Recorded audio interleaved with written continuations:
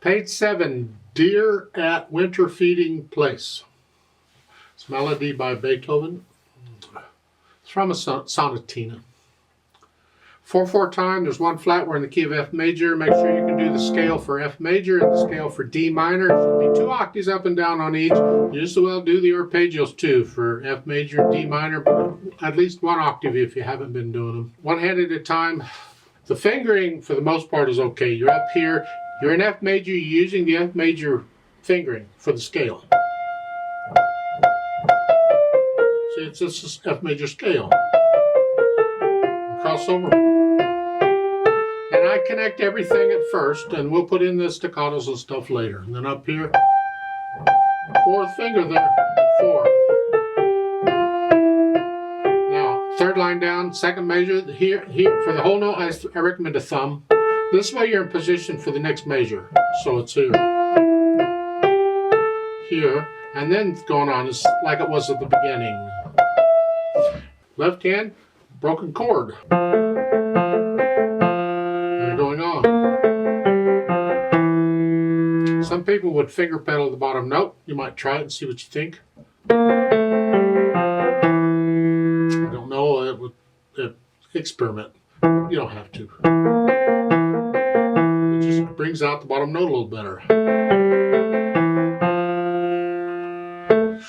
Put the hands together here. I go kind of fast. You take it at your speed. You just try it. Right there. When I play that B flat, the left hand comes out.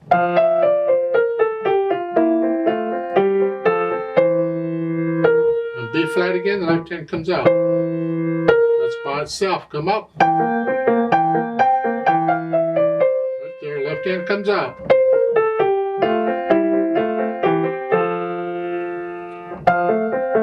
Once you have that and the hesitations are gone, you're fine with the fingering and all, then maybe you can add the articulation.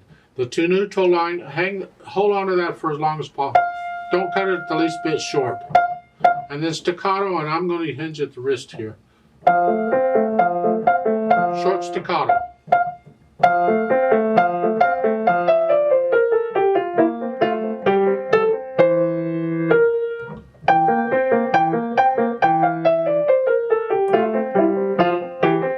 Accent there on the 3rd line down, on the whole note accent. The right hand, not the left. Give it a little extra. And then going on, the rest of it's similar to what we've had. Dynamics, go to the right hand. Keep the left hand in the background. Whatever you think moderately loud is.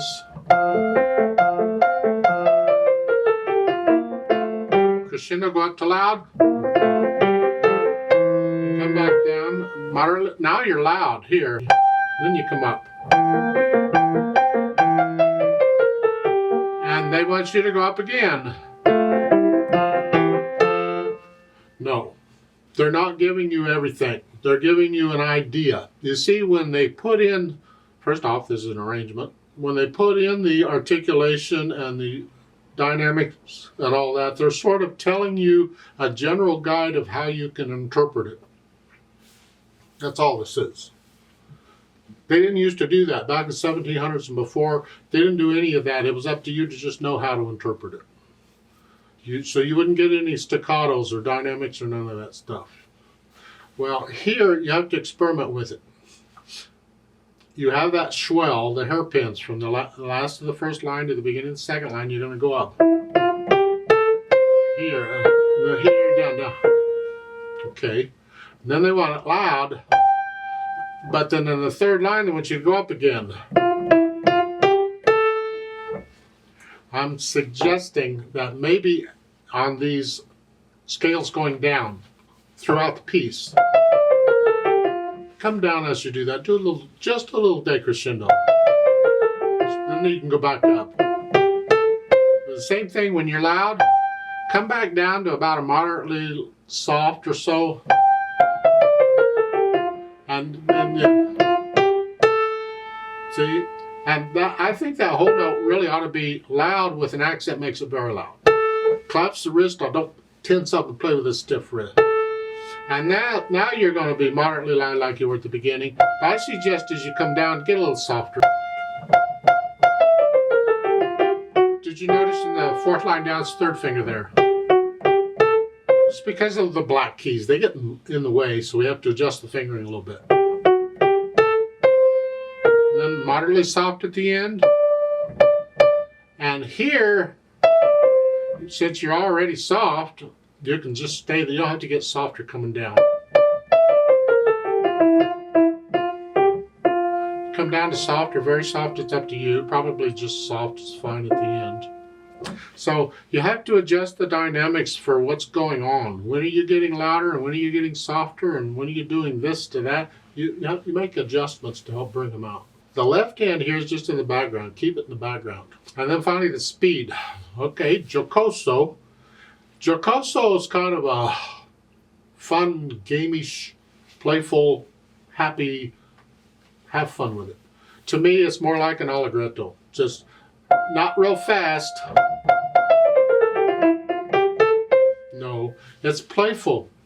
It's in the middle somewhere. See, the eighth notes are going to slow it down a little bit, and that's fine. But then the half notes and the whole notes are going to want to speed it up a little bit. So you have to have kind of a balance between the two.